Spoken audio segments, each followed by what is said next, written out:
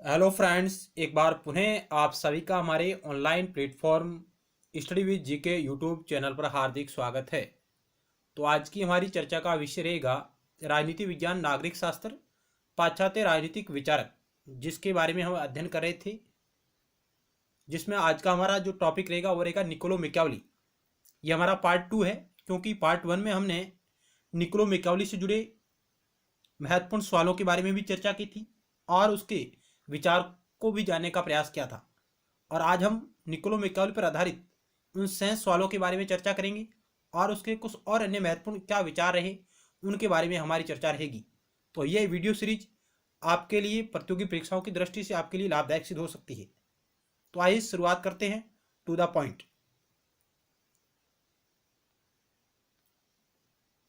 21 number सवाल आपकी screen पर है, क्योंकि 1 से 20 तक सवालों के बारे में हम पहला चर्चा कर चुके हैं पार्ट 1 में और विस्तार से। तो आइए, सवाल नंबर 21 आपकी स्क्रीन पर रहा। मैकियावेली शायद इतने व्यवहारिक थे कि वे पारंगत दार्शनिक हो ही नहीं सकते। यह कथन किसका है? बार्कर का, रसेल का, F.J. हर्नसा का, सेबाइन का। मैकियावेली शायद इतने व्यवहारिक थे कि वे पारंगत यानी परंपरागत दार्शनिक हो ही नहीं सकते। इस प्रकार की बात कौन सा विचारक करता है? तो इस सवाल का राइट उत्तर का option D, Sabine. Option D right होगा। अगला सवाल आपकी स्क्रीन पर रहा।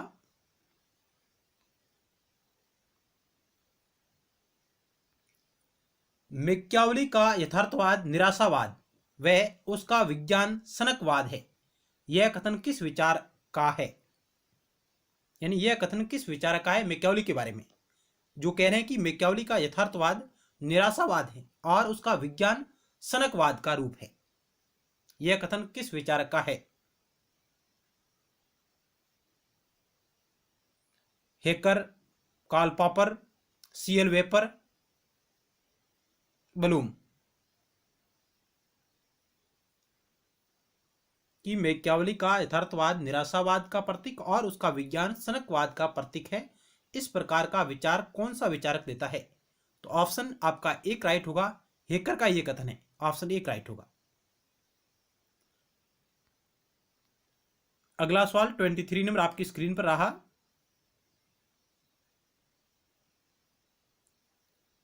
मैकियावेली को सत्ता की राजनीति का पिता कहना ऐसा है जैसा कि हार्वे को रक्त के सिद्धांत के पिता कहना। यह कथन किस विद्वान का है? उसने कहा कि मैकियावेली को सत्ता की राजनीति का पिता कहना इस प्रकार है जिस प्रकार की हार्वे को रक्त के सिद्धांत का पिता कहना। ऑप्शन आपके समक्ष रहे। मैक्स लर्नर है, सेबाइन है, फेडरिक पॉलक है, C.L. वेपर है। क्या होगा इस 23 नंबर सवाल का राइट उत्तर? यदि आप लोग पहली बार हमारे इस चैनल को देख रहे हैं और आपने अभी तक इसे सब्सक्राइब नहीं किया तो आप इसे जरूर सब्सक्राइब करें और पास बने बेल के आइकन यानी घंटे को भी जरूर दबाएं, ताकि नेक्स्ट टाइम वीडियो लेक्चर का नोटिफिकेशन आपके पास तुरंत पहुंच जाए। इसके अलावा आप हमारे YouTube channel study with GK की प्लेलिस्ट पर जा सकते हैं, जहां आपको राजनीति विज्ञान, नागरिक शास्त्र और लोक प्रशासन विषय पर आधारित अन्य और महत्वपूर्ण वीडियो लेक्चर आपको वहां पर देखने को मिलेंगे अलग अलग प्लेलिस्टों के माध्यम से। और नीचे डिस्क्रिप्शन बॉक्स में टेलीग्राम का लिंक दिया हुआ है, आप टेलीग्राम चैनल से भी जुड़ सकते हैं। तो इस सवाल का राइट उत्तर का ऑप्शन एक, मैक्स लर्नर विद्वान है, उनका यह कथन है कि मैकियावेली को सत्ता की राजनीति का पिता कहना उस प्रकार है जिस प्रकार की हार्वे को रक्त के सिद्धांत का पिता कहना।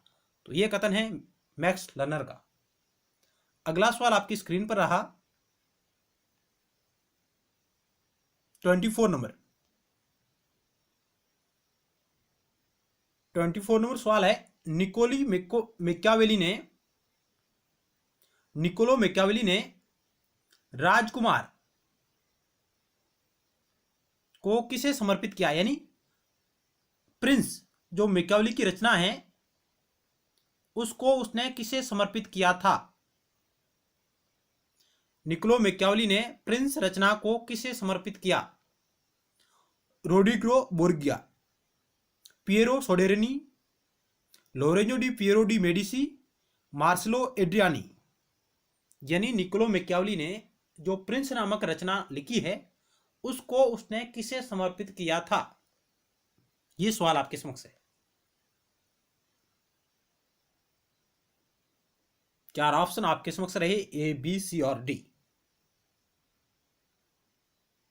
तो 24 नंबर सवाल का राइट उत्तर होगा ऑप्शन सी। द प्रिंस रचना मैकियावली द्वारा लिखित है, जिसको उसने Lorenzo di Piero de Medici नामक शासक को समर्पित किया था। ऑप्शन सी राइट होगा। लेकिन प्रिंस नामक जो रचना है उसका हीरो है वो है सीजर बोर्जिया, ड्यूक ऑफ बोर्जिया, जो रोमेगेना का शासक था। उसकी प्रेरणा से मैकियावली द प्रिंस नामक रचना लिखता है और सीजर बोर्जिया, ड्यूक ऑफ बोर्जिया को वह आदर्श शासक के रूप में चित्रित करता है।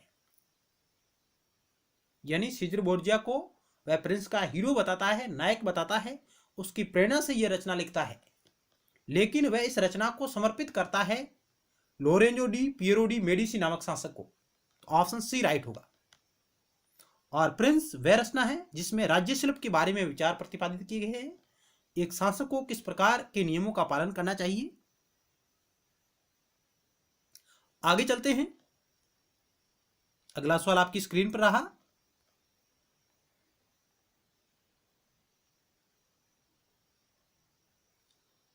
निकोलो मैकियावली ने ग्यूलियो डे मेडिसी को कौन सी पुस्तक समर्पित की? निकोलो मैकियावली ने ग्यूलियो डी मेडिसी को कौन सी पुस्तक समर्पित की? ऑप्शन आपके समक्ष रहे, A, B, C, D. The mandrake, discourses on Livy, wealth of nation, the art of war. Giulio de Medici नामक शासक को मैकियावली कौन सी पुस्तक समर्पित करता है?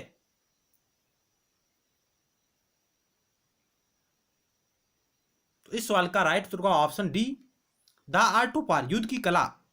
यह रचना है जिसको वह समर्पित करता है ग्यूलियो डी मेडिसी को। ये Lorenzo di Piero de Medici के अलग विद्वान हैं, शासक है, उनको यह रचना समर्पित करता है। जबकि द प्रिंस नामक रचना है वो उसने समर्पित की थी Lorenzo di Piero de Medici को। और द आर्ट ऑफ वार नामक रचना है यह वो करता है समर्पित ग्यूलियो डी मेडिसी को। यह एकमात्र जो रचना है जो मैकियावली के जीवन काल में प्रकाशित हुई थी 1521 में। जबकि प्रिंस का प्रकाशन 1532 ईस्वी में होता है और डिस्कोर्सेज ऑन लिवी इस पुस्तक की प्रकाशन है जो 1531 में होता है। हालांकि द मैंड्रिक यह भी मैकियावली की रचना रही है, एक कॉमेडी है। वेल्थ ऑफ नेशंस ये एडम स्मिथ की रचना है, न कि मैकियावली की। एडम स्मिथ जो विचारक है उनकी रचना है वेल्थ ऑफ नेशन। तो अगला सवाल आपकी स्क्रीन पर रहा।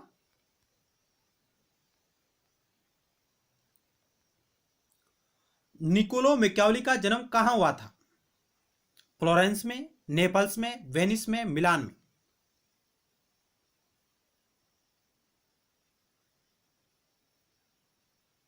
तो इस सवाल का राइट उत्तर होगा ऑप्शन ए, इटली के फ्लोरेंस नगर में 1469 को ईस्वी में मैकियावली का जन्म होता है। 1469 में इटली के फ्लोरेंस नगर में मैकियावली का जन्म होता है। जबकि मैकियावली का निधन वो था 1527 को। और मैकियावली का जन्म हुआ उस वक्त इटली 5 भागों में बटा हुआ था, जिसमें फ्लोरेंस गणराज्य, नेपल्स, वेनिस, मिलान और चर्च यानी पॉप राज्य क्षेत्र, इन 5 भागों में इटली विभाजित था। और मैकियावली इटली का एकीकरण करना चाहता था, एक राष्ट्र राज्य के रूप में उसे प्रदर्शित करना चाहता था। ऑप्शन ए आपका राइट हुआ। अगला सवाल आपकी स्क्रीन पर रहा 27 नंबर।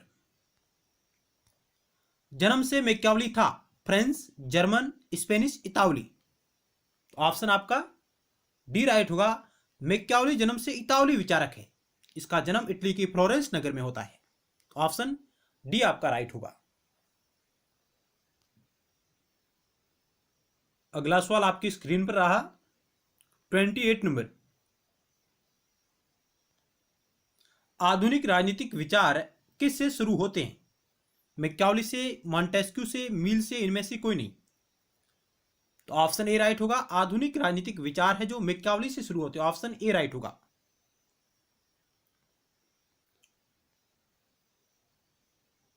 मैकियावेली से संबंधित कुछ और अन्य महत्वपूर्ण फैक्ट यहां दिए गए हैं, आप उन्हें भी जरूर देखिएगा। मैकियावेली का काल दुर्भाग्य का काल था। उसके काल को अवैध संतानों और जीवन जोखिमियों का जमाना कहा जाता है। यानी मैकियावेली का काल दुर्भाग्य का काल था, उसके काल को अवैध संतानों और जीवन जोखिमियों का जमाना कहा जाता है। मैकियावेली की राजनीतिक संरचना का आधार मानव प्रकृति की बुराई थी। मैकियावेली की राजनीतिक संरचना का आधार मानव प्रकृति की बुराई थी और उस बुराई, उस स्वार्थपन, मानव के स्वार्थपन, लालचपन, उसके कारण जीवन व संपत्ति की रक्षा हेतु मैकियावेली एक सशक्त शासक की कल्पना करता है, राज्य के निर्माण की बात करता है। मैकियावेली का राज्य धर्मनिरपेक्ष राज्य था, जिसका किसी देवी, प्रकाशना, धर्म अथवा ईश्वर से कोई संबंध नहीं था। मैकियावेली ऐतिहासिक पद्धति, प्रक्रिया का प्रयोग करके अपने विचारों का प्रतिपादन करता है। यानी मैकियावेली ने अरस्तु की भांति ऐतिहासिक पद्धति का प्रयोग किया है। मैकियावेली ने प्राचीन राजनीतिक विचारक अरस्तु से प्रभावित होकर नीति विज्ञान को राजनीति से अलग किया। मैकियावेली का नरेश लुई 14वें के वक्तव्य पर आधारित है, मैं ही राज्य हूं। तो ये कुछ अन्य और महत्वपूर्ण फैक्ट थे मैकियावेली से जुड़े हुए, जहां से भी कई प्रकार के सवाल परीक्षाओं में पूछे जाते हैं। चलते हैं अगली स्लाइड की ओर। मैकियावेली की मृत्यु कब हुई? 1469 ईस्वी में, 1527, 1523, इनमें से कोई नहीं। तो राइट उत्तर का ऑप्शन बी। मैकियावेली का निधन 1527 ईस्वी में, जबकि जन्म होता है 1469 ईस्वी में, इटली के फ्लोरेंस नगर में। ऑप्शन बी राइट होगा। अगला सवाल आपकी स्क्रीन पर रहा।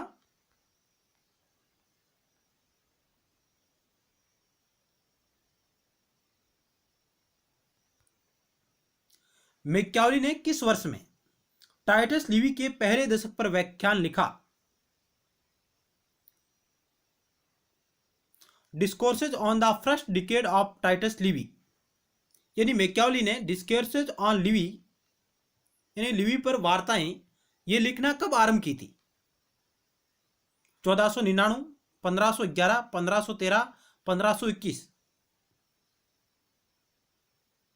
तो इस सवाल का राइट उत्तर का ऑप्शन सी मैकियावेली है, जो 1512 में अपने राजनीतिक कैरियर से संन्यास लेते हुए वह लेखन कार्य की ओर उन्मुख होता है और उसी दिशा में उसने द प्रिंस रचना की शुरुआत लिखना 1513 ईस्वी में की है और उसी के साथ उसने 1513 ईस्वी में the discourses on Levi, Levi पर वार्ताएं, उस रचना को लिखना आरंभ कर दिया था और आते आते 1517 ईस्वी तक डिस्कोर्सेज ऑन लिवी ग्रंथ की पूर्ण रचना कर दी थी। लेकिन यह रचना मैकियावेली की मृत्यु के बाद 1531 में प्रकाशित हुई है।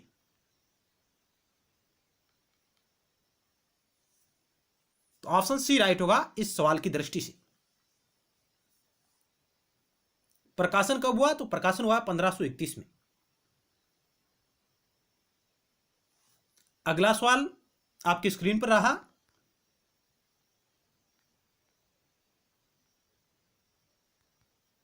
द आर्ट ऑफ वार रचना किसके द्वारा लिखी गई है? युद्ध की कला किसके द्वारा लिखी गई है? माओ, मैकियावेली, लेनिन, इनमें से कोई नहीं। तो ऑप्शन आपका बी राइट हुआ। मैकियावेली द्वारा यह रचना लिखित है, जिसका प्रकाशन 1521 में होता है।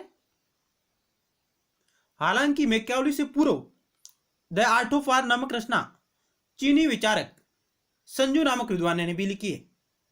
संजू नामक विद्वान है, उन्होंने भी इस प्रकार की रचना लिखी है 500 BC।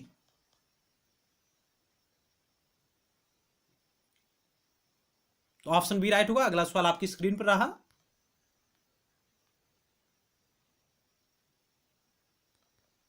द आर्ट ऑफ वार इतावली पुनर्जागरण राजनीतिक दार्शनिक और इतिहासकार निकोलो मैकियावेली का एक ग्रंथ है जो 1519 और 20 के बीच लिखा गया और अगले वर्ष यानी 1521 में प्रकाशित हुआ है। यह मैकियावेली की एकमात्र ऐतिहासिक या राजनीतिक कार्य था जो उनके जीवन काल में छपा था। अगला सवाल 32 नंबर आपकी स्क्रीन पर रहा।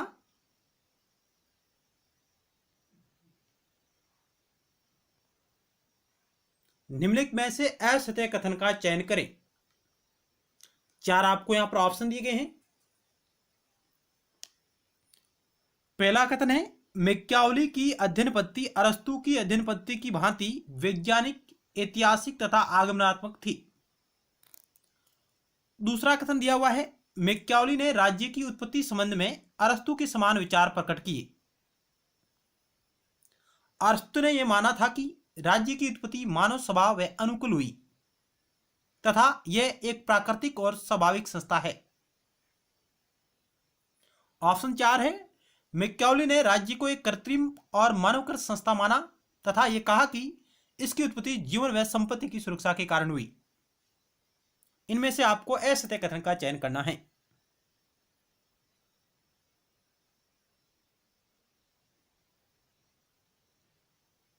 तो आइए राइट उत्तर को चेक करते हैं। ऑप्शन 2 राइट होगा। मैकियावेली ने राज्य के उत्पत्ति संबंध में अरस्तु के समान विचार प्रकट किए। यह कथन बिल्कुल गलत है, असत्य कथन है, क्योंकि मैकियावेली ने राज्य की उत्पत्ति के संबंध में अरस्तु के समान विचार प्रकट नहीं किए थे। अरस्तु राज्य को एक प्राकृतिक और एक स्वाभाविक संस्था मानता है, जबकि मैकियावेली राज्य को एक कृत्रिम मानवकृत संस्था मानता है। मैकियावेली की अध्ययन पद्धति अरस्तु की अध्ययन पद्धति की भांति वैज्ञानिक, ऐतिहासिक और आगमनात्मक थी। यह बात सही है। अरस्तु ने माना कि राज्य की उत्पत्ति मानव स्वभाव व अनुकूल हुई है तथा एक प्राकृतिक और स्वाभाविक संस्था है। मैकियावेली ने राज्य को एक कृत्रिम और मानवकृत संस्था माना तथा यह कहा कि इसकी उत्पत्ति जीवन व संपत्ति की सुरक्षा के कारण हुई है।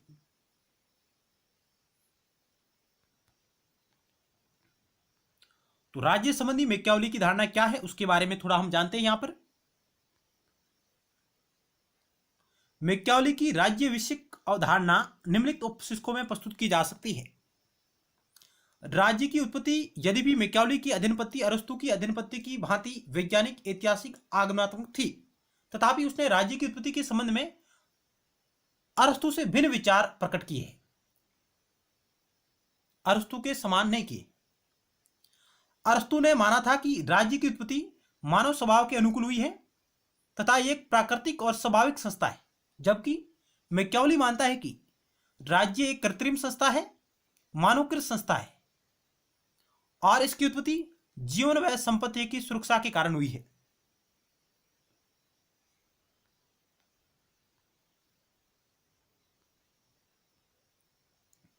मैकियावेली के अनुसार राज्य की उत्पत्ति और संगठन के पूर्व लोग हैं जो जंगली पशुओं के समान थे। मैकियावेली के जो विचार है राज्य के बारे में, वो कह रहे हैं कि राज्य की उत्पत्ति और इस संगठन से पूर्व जहां जनसंख्या जब निवास कर रही थी वह जंगली पशुओं के समान थी।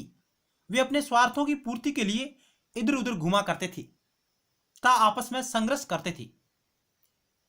यानी मैकियावेली राज्य की उत्पत्ति से जो पूर्व व्यवस्था है जो उसका वर्णन करते हैं कि उस समय जो लोग थे वो स्वार्थी, लालची, झगड़ालू प्रवृत्ति के थे और समय बीतने के साथ जनसंख्या अत्यधिक होती चली गई।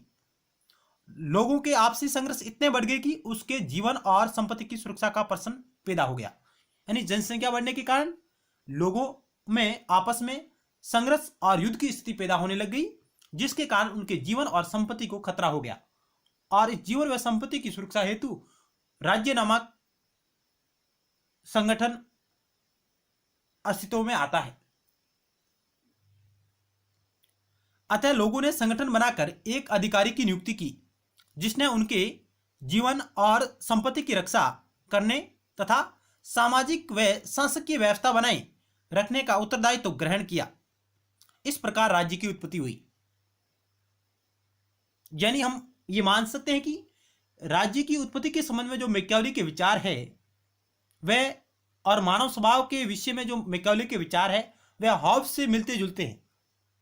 हम ये कह सकते हैं कि हॉब्स ने जो राज्य उत्पत्ति और मानव स्वभाव के बारे में जो विचार दिए हैं वो मैकियावेली से ही शायद ग्रहण किए हैं।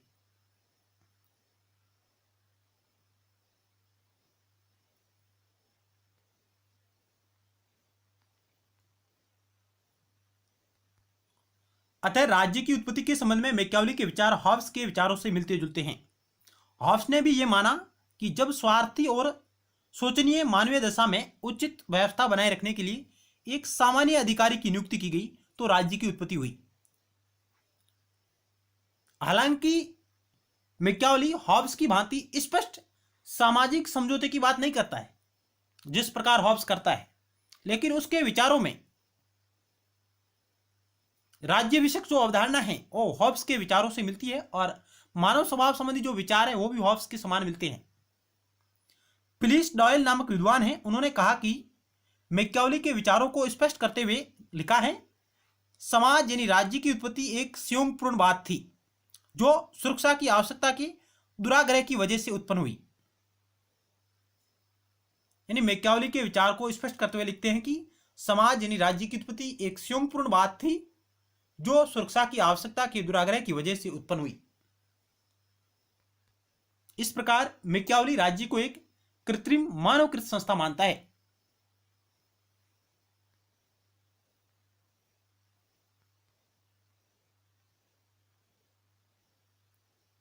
राज्य के बारे में मैकियावेली 3 महत्वपूर्ण तत्वों का उल्लेख करता है, और वो कौन से तत्व है? वो कहता है कि राज्य एक बलशाली बाध्य व्यक्ति की भांति है। राज्य एक बलशाली बाध्य व्यक्ति की भांति है जिसकी आवश्यकता मनुष्य की दृष्टता और स्वार्थपरकता को सीमित और नियंत्रित करने के लिए होती है। यानी मनुष्य की स्वार्थपूर्ण नीति, लालची प्रवृत्ति, उसे रोकने के लिए राज्य नामक संस्था अस्तित्व में आई। राज्य कोई ईश्वरीय संस्था नहीं है। क्या मैकियावेली के अनुसार राज्य ईश्वरीय संस्था है? नहीं, यह मानवकृत होने के कारण एक कृत्रिम संस्था है। राज्य और समाज के हित व्यक्तिगत हितों से अधिक महत्वपूर्ण है। मैकियावेली ने राज्य के बढ़ते और विकसित होते रूप को स्वीकार किया है। यानी उसका कहना है कि सभी मानव कार्य गतिशील हैं और उनका रुकना असंभव है। उसी प्रकार राज्य का निरंतर विस्तार होते रहना चाहिए। राज्य का विकास रुकना नहीं चाहिए। इस प्रकार मैकियावेली ने नगर राज्यों के स्थान पर रोमन साम्राज्य की भांति राज्य के विशाल स्वरूप को अंगीकार किया है। यानी मैकियावेली कहते हैं कि मानव स्वभाव और मानव का जो कार्य गतिशील है उसकी भांति राज्य को भी रुकना नहीं चाहिए। राज्य को भी एक गतिशील राज्य होना चाहिए। वह यूनानी नगर राज्यों के स्थान पर रोमन साम्राज्य की भांति एक विशाल स्वरूप अंगीकार करता है राज्य का। राज्य को हमेशा अपना विस्तार करते रहना चाहिए।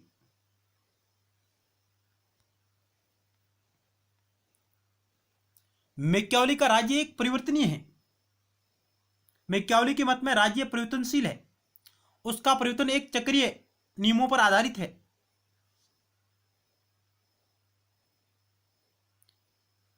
जिसके अनुसार राज्य का स्वरूप बदलता रहता है। अर्थात मैकियावेली का राज्य परिवर्तनशील है और उसका परिवर्तन एक चक्रीय नियम पर आधारित है जिसके अनुसार राज्य का स्वरूप बदलता रहता है। मैकियावेली राज्य के 2 प्रकार बताता है। 2 प्रकारों का वर्णन करता है। वो कहता है कि एक स्वस्थ राज्य और एक अस्वस्थ राज्य। राज्य के 2 प्रकारों की चर्चा करता है, स्वस्थ राज्य और अस्वस्थ राज्य। स्वस्थ राज्य मैकियावेली के अनुसार एकता के प्रतीक होते हैं। इसके निवासी चंद स्वार्थों के लिए आपस में संघर्ष नहीं करते। यानी जो स्वस्थ राज्य है, जो हेल्थी स्टेट है, उसके नागरिक चंद स्वार्थों के लिए आपस में संघर्ष नहीं करते हैं ऐसे राज्य युद्ध प्रिय होते हैं तथा निरंतर अपना विस्तार करते रहते हैं। स्वस्थ राज्य हमेशा युद्ध प्रिय होते हैं और अपना विस्तार करने में लगे रहते हैं, जबकि अस्वस्थ राज्य विस्तार नहीं कर पाते हैं, क्योंकि इनके निवासी छोटे छोटे स्वार्थों के लिए आपस में झगड़ते रहते हैं, संघर्ष करते रहते हैं, उनमें युद्ध प्रियता नहीं होती और वे शिथिल होते हैं। ऐसे राज्यों में एकता नहीं पाई जाती। इस प्रकार मैकियावेली स्वस्थ राज्य को अधिक वरीयता प्रदान करता है, जो अपने राज्य के विस्तार और उसके संरक्षण के लिए कार्य करते रहते हैं।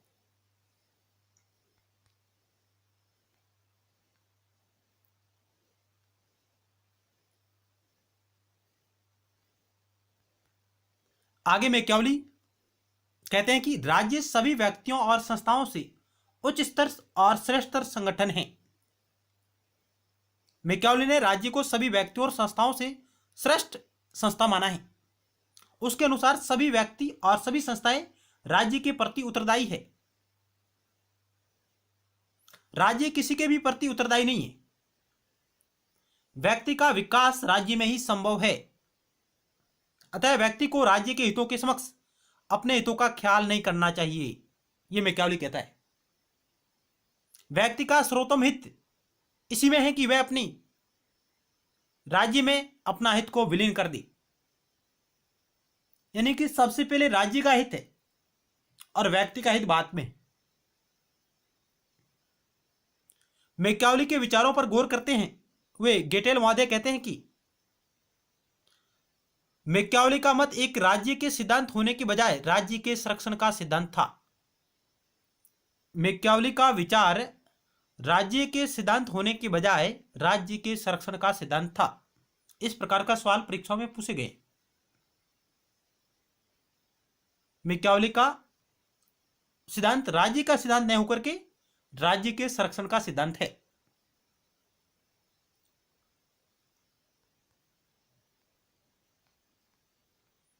आगे कुछ और वन लाइनर महत्वपूर्ण तथ्य दिए गए हैं जो मैकियावेली पर आधारित हैं।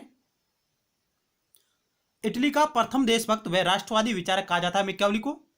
शक्ति का औचित्य स्वयं शक्ति है। मैकियावेली का कथन है कि शक्ति का औचित्य स्वयं शक्ति है।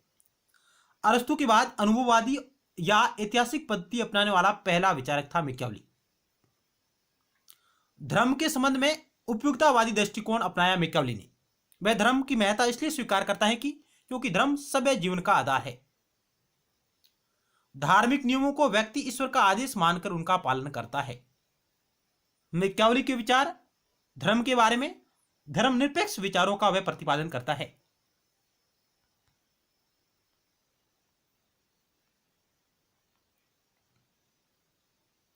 आगे सेबाइन नामक विद्वान कहते हैं कि यदि मैकियावेली कुछ समय के बाद पैदा होता तो धर्म संबंधी उसके विचार कुछ भिन्न होते। मानव जीवन को भय प्रेम से अधिक प्रभावित करता है। मैकियावेली का कहना है कि मानव जीवन को भय डर प्रेम से अधिक प्रभावित करता है। मैकियावेली सादे ही साधनों का औचित्य है। यह कथन प्रसिद्ध मैकियावेली का है। सादे ही साधनों का औचित्य है। फ्रेडरिक पोलक ने उनके विचारों को वैज्ञानिक तटस्थता की संज्ञा प्रदान की। यानी मैकियावेली के विचारों को वैज्ञानिक तटस्थता की संज्ञा कौन सा विचारक प्रदान करता है, तो वो करता है फ्रेडरिक पोलक। राज्य उत्पत्ति संबंधी विचार मैकियावेली के हॉब्स के विचारों से मिलते जुलते हैं। मानव स्वभाव पारे की भांति है जो निरंतर बढ़ते रहना चाहिए। प्रोफेसर जॉन्स ने मैकियावेली को आधुनिक राजनीति का सिद्धांतकार था। प्रोफेसर जॉन्स के अनुसार मैकियावेली आधुनिक राजनीति का सिद्धांतकार था। डब्ल्यू.टी. जॉन्स ये वो विद्वान है जो मैकियावेली को पुनर्जागरण की संतान कहते हैं, पुनर्जागरण का शिशु के रूप में परिभाषित करते हैं डब्ल्यू.टी. जॉन्स। और ये कहते हैं कि मैकियावेली आधुनिक राजनीतिक सिद्धांतकार था और पुनर्जागरण की संतान या पुनर्जागरण का शिशु कहा है मैकियावेली को डब्ल्यू.टी. जॉन्स ने, जबकि सेबाइन ने उसे युग परिवर्तन का शिशु कहा। मैकियावेली को युग परिवर्तन का शिशु कहते हैं सेबाइन। वीए डनिंग है जो मैकियावली को अपने युग का शिशु कहते हैं। फ्लोरेंस वासी वास्तव में अपने युग का शिशु था, ये बात डब्ल्यू ए डनिंग करते हैं।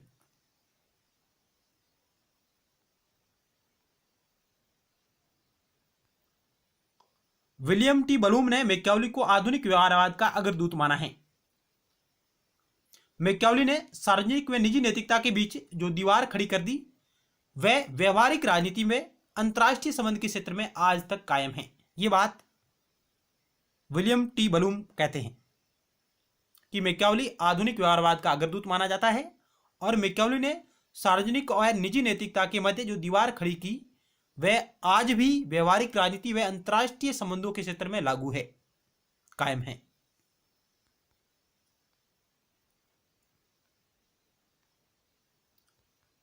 मैकियावली सीजर बोर्जिया से प्रभावित होकर उन्हें अपनी महान रचना प्रिंस में नायक के रूप में चित्रित करता है। तो मैकियावली प्रिंस रचना सीजर बोर्जिया से प्रभावित होकर लिखता है और सीजर बोर्जिया को वह एक आदर्श शासक के रूप में वर्णन करता है। मैकियावली ने फ्लोरेंस के इतिहास की विस्तृत व्याख्या लिखी है और मैकियावली को फ्लोरेंटाइन के रूप में भी जाना जाता है। फ्लोरेंटाइन शीर्षक के रूप में भी उसे परिभाषित किया गया है मैकियावली को। मैकियावली ने राजनीतिक क्षेत्र में समग्रवादी व आर्थिक क्षेत्र में व्यक्तिवादी विचार अपनाए हैं। सेबाई ने कहा कि मैकियावली ने राज्य को वह अर्थ प्रदान किया जो आधुनिक राजनीतिक व्यवहार में राज्य के साथ जुड़ा हुआ है।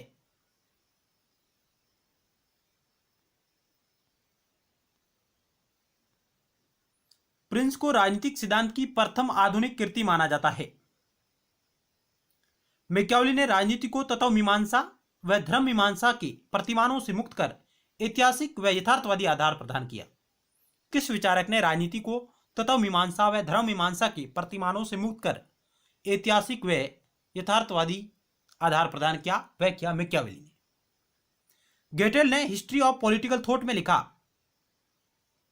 कि मैकियावली ने राजनीति में उतनी रुचि नहीं दिखाई जितनी व्यवहारिक नीतियों में दिखाई है, तथा राज्य की मूल प्रतियों पर उतना ध्यान नहीं दिया जितना कि शासन के संयंत्र व उसे संचालित करने वाली शक्तियों पर दिया।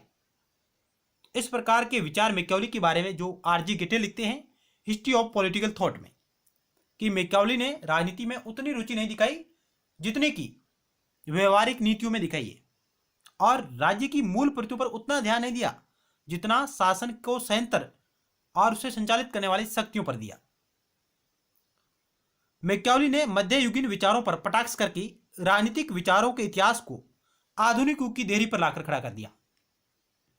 मध्ययुग में जब मैकियावली का जन्म हो रहा था, उस वक्त पुनर्जागरण और धर्म सुधार आंदोलन का भी विकास हो रहा था और चर्च की जो उत्कृष्टता थी वह धीरे धीरे समाप्त हो रही थी, उसका वर्चस्व कम होता जा रहा था। मध्ययुग में यूरोप की सभी संस्थाओं की बुनियाद ईसा मसीह के विश्व बंधुत्व के सिद्धांत पर रखी गई थी, लेकिन आधुनिक युग में इस प्रकार के विचारों को मैकियावली जैसे विद्वान खारिज करते हैं।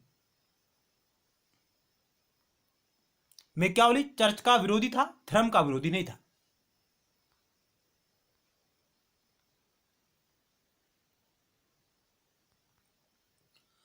प्रिंस डिस्कोर्सेज ऑन लिवी द्वारा सुझाव दिया कि किसी देश के लिए उपयुक्त शासन प्रणाली का निर्णय करते समय वहां के लोगों के चरित्र को ध्यान में रखना चाहिए। यानी मैकियावली अपनी दो रचनाओं, जिन्हें मुरे नामक विद्वान ने निर्देश पुस्तिका कहा है, शासकों के लिए निर्देश पुस्तिका है द प्रिंस और डिस्कोर्स ऑन लिवी। प्रिंस और डिस्कोर्सेज ऑन लिवी में वह शासन प्रणालियों का वर्गीकरण करता है। तो वह कहता है कि उपयुक्त शासन प्रणाली किस देश के लिए कौन सी होगी, उसका चयन करते समय वहां के लोगों के चरित्र को ध्यान में रखा जाना चाहिए। जहां के लोग अच्छा चरित्र हो, श्रद्धावान हो, अच्छे नागरिक हो, सद्गुणी हो, उनके लिए वह गणतंत्र शासन प्रणाली को उपयुक्त समझता है। सैद्धांतिक रूप में वह गणतंत्र शासन प्रणाली का समर्थक है, जिसकी बात वह डिस्कोर्सेज ऑन लिवी में करता है। जिस देश के लोग स्वार्थी, लालची, उन्हें वश में करने के लिए वह राजतंत्र का सहारा लेता है, यानी राजतंत्र प्रणाली को व्यवहारिक रूप में वह अपनाता है। पुनर्जागरण यूरोप का एक सांस्कृतिक आंदोलन था जो 14वीं सदी में इटली से शुरू हुआ और बाद में फ्रांस, जर्मनी और उत्तरी यूरोप में फैल गया। और मैकियावेली का जन्म भी इसी पुनर्जागरण आंदोलन के मध्य होता है। पुनर्जागरण ने धर्मनिरपेक्षता को बढ़ावा दिया, राजनीति को वह शक्ति के उपार्जन, यानी मैकियावेली राजनीति को क्या समझता है, वह कहता है कि राजनीति शक्ति के उपार्जन यानी अर्जन, उसका परिरक्षण और प्रसार की विधि है। शक्ति के अर्जन, शक्ति के रक्षण और शक्ति के प्रसार की विधि है राजनीति। तो ये भी सवाल आया हुआ है परीक्षा में, कौन सा विद्वान राजनीति को शक्ति के अर्जन, परिरक्षण और प्रसार की विधि मानता है? तो मैकियावेली। यह शासन की कला प्राचीन भारतीय शास्त्रों से जुड़ी हुई है जो दंड नीति की सहोदरा है, जिसे कौटिल्य ने सराहा। यानी कौटिल्य भी शक्ति के अर्जन, परिरक्षण और प्रसार की बात करता है।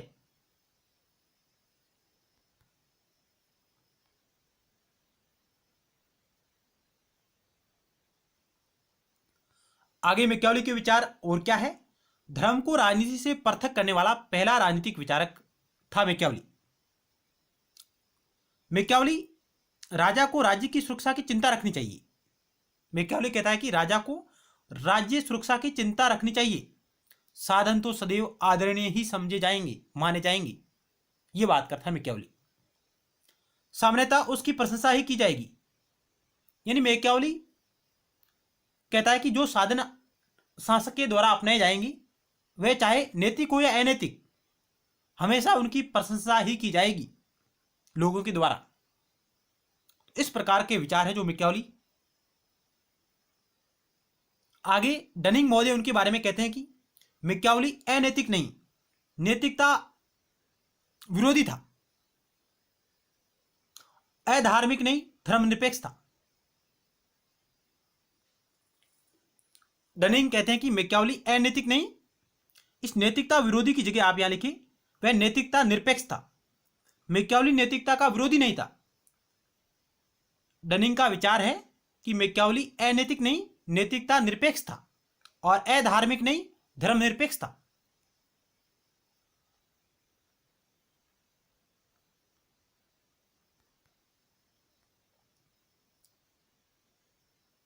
मैकियावेली अनैतिक नहीं, नैतिकता निरपेक्ष था और अधार्मिक नहीं, धर्मनिरपेक्ष था। फ्रेडरिक पोलक ने मैकियावेली के विचारों को वैज्ञानिक तटस्थता की संज्ञा दी। मैकियावेली ने धर्मनिरपेक्ष राजनीति की नींव डाली। मैक्सी जैसे विद्वान कहते हैं कि राजनीति का नैतिकता से विच्छेद मैकियावेली की राजनीति के विज्ञान के प्रति एक अत्यंत मूल्यवान सेवा थी। राजनीति का नैतिकता से अलग करना मैकियावेली की राजनीति विज्ञान के प्रति एक अमूल्य सेवा थी। इस प्रकार का विचार मैक्सी कहता है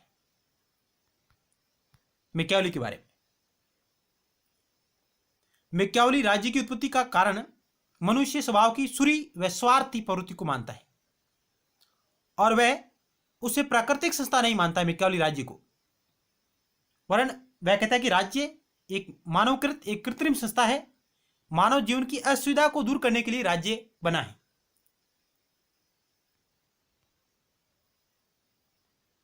आगे मैकियावेली गणतंत्र की अपेक्षा राजतंत्र को श्रेष्ठ मानता है व्यवहारिक रूप में। वह इटली के लिए राजतंत्र के मुख्यतः 3 कारण मानता है।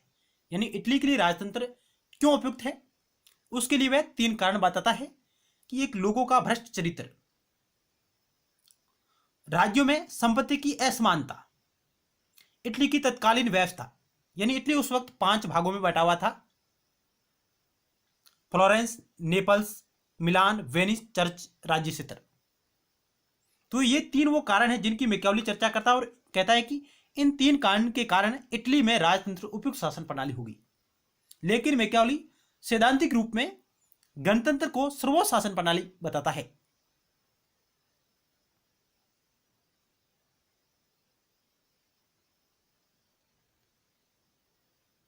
नेक्स्ट हम देखते हैं कि मैकियावेली वह विचारक था जिसने राजनीति विज्ञान में सत्ता प्राप्त करने के लिए बेईमानी, धोखाधड़ी, मक्कारी, अनैतिकता और कुटिलता की सभी साधनों के प्रयोग का खुला प्रबल समर्थन किया। और मैकियावेली के उदय के साथ ही आधुनिक युग की शुरुआत होती है। आधुनिक युग के उद्घाटक निकोलो मैकियावेली का जन्म इटली के पुनर्जागरण आंदोलन में अग्रणी फ्लोरेंस नगर के एक संपन्न परिवार में 1469 ईस्वी में हुआ था। मैकियावेली के पिता एक वकील थे और मैकियावेली उच्च शिक्षा से वंचित रहा किन्हीं कारणों से। मैकियावेली 1494 ईस्वी में फ्लोरेंस गणराज्य के सार्वजनिक अधिलेखा कार्यालय में साधारण कर्मचारी बनकर अपना जीवन आरंभ करता है। यानी मैकियावेली फ्लोरेंस गणराज्य के सार्वजनिक अधिलेखा कार्यालय में एक साधारण कर्मचारी से अपना कैरियर की शुरुआत करता है, परंतु वह अपनी प्रतिभा के बल पर फ्लोरेंस के 10 सदस्यीय परिषद के सचिव बन गए। फ्लोरेंस की 10 सदस्यीय परिषद के सचिव उन्हें बना दिया जाता है और यहां तक उन्होंने 14 वर्ष तक कार्य किया और उन्होंने अपने जीवन काल में कई देशों में कई शासकों के वहां राजदूत के रूप में भी उन्होंने कार्य किया।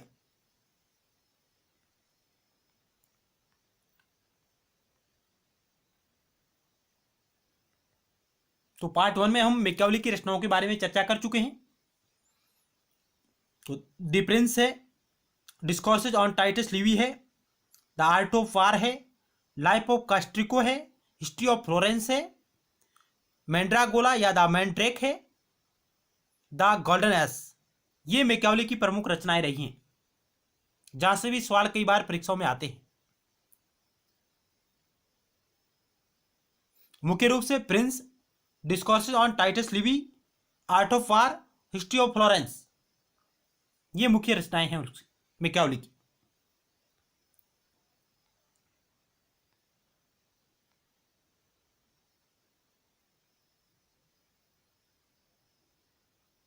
मैकियावेली की अध्ययन पद्धति। मैकियावेली ने ऐतिहासिक पद्धति का अनुसरण किया है। उसका कहना था कि सभी देश और काल में मनुष्य का व्यवहार एक जैसा रहता है, मैकियावेली का कहना है, और वह एक ही प्रकार के उद्देश्यों से संचालित होता है।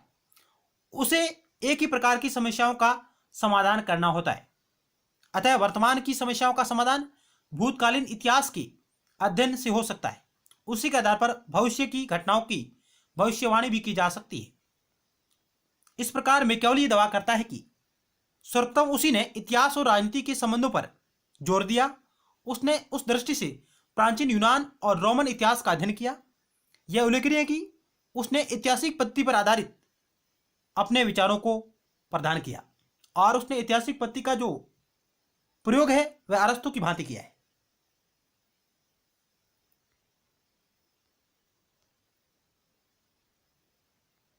आगे और महत्वपूर्ण तथ्य दिए गए हैं। मैकियावेली का जन्म इटली के फ्लोरेंस शहर में 1469 में। मैकियावेली को पुनर्जागरण का शिशु कहा किसने? W.T. जॉन्स ने। युग परिवर्तन का शिशु कहता है सेबाइन।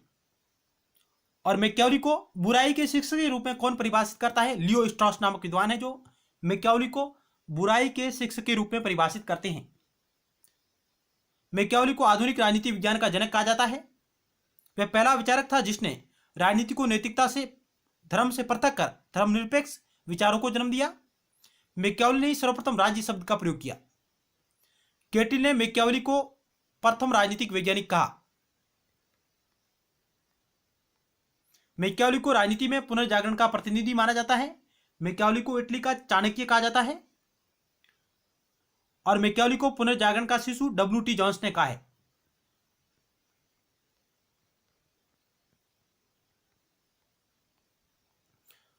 डनिंग महोदय कहते हैं, विचारक डनिंग, जिन्होंने मैकियावेली के बारे में कहा कि वह प्रतिभा संपन्न फ्लोरेंस वासी वास्तविक अर्थों में अपने युग का एक शिशु था।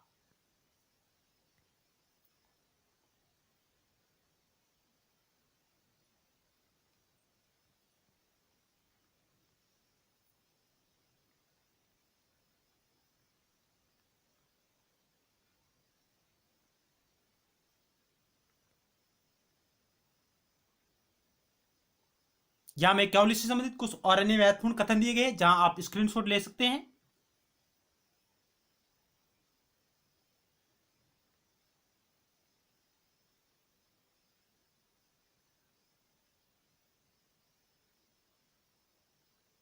यहां डनिंग महोदय का एक और कथन है कि मैकियावेली को कभी कभी प्रथम आधुनिक राजनीतिक दार्शनिक कहा जाता है।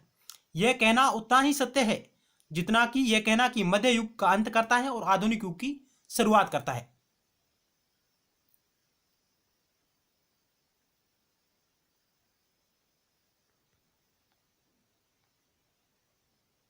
डॉक्टर विश्वनाथ प्रसाद वर्मा ने मैकियावेली की पद्धति के वर्णन के दरमियान कहा कि वह पुनर्जागरण का प्रतिनिधि होने के कारण मैकियावेली की राजनीतिक पद्धति अनुभववाद और इतिहासवाद का समन्वय है। ये बात करते हैं डॉक्टर विश्वनाथ प्रसाद शर्मा वर्मा।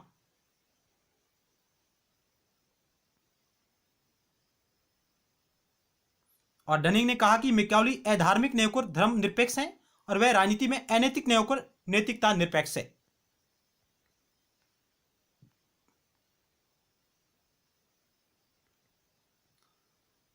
फॉस्टर कहते हैं कि मैकियावेली पुनर्जागरण और धर्म सुधार जैसी शक्तियों में से एक का प्रतिनिधित्व करता है। बहुत ही अच्छा कथन है फॉस्टर का। जो राजनीति शास्त्र में वह पुनर्जागरण का प्रतिनिधि है। यानी फॉस्टर ने कहा कि मैकियावेली पुनर्जागरण और धर्म सुधार जैसी शक्तियों में से एक का प्रतिनिधित्व करता है और राजनीति शास्त्र में वह पुनर्जागरण का प्रतिनिधि है। यह बात फॉस्टर ने कही है। मरे नामक विद्वान का कहना है कि प्रिंस और डिस्कोर्सेस नामक दो रचनाएं शासकों के लिए निर्देश पुस्तिका है।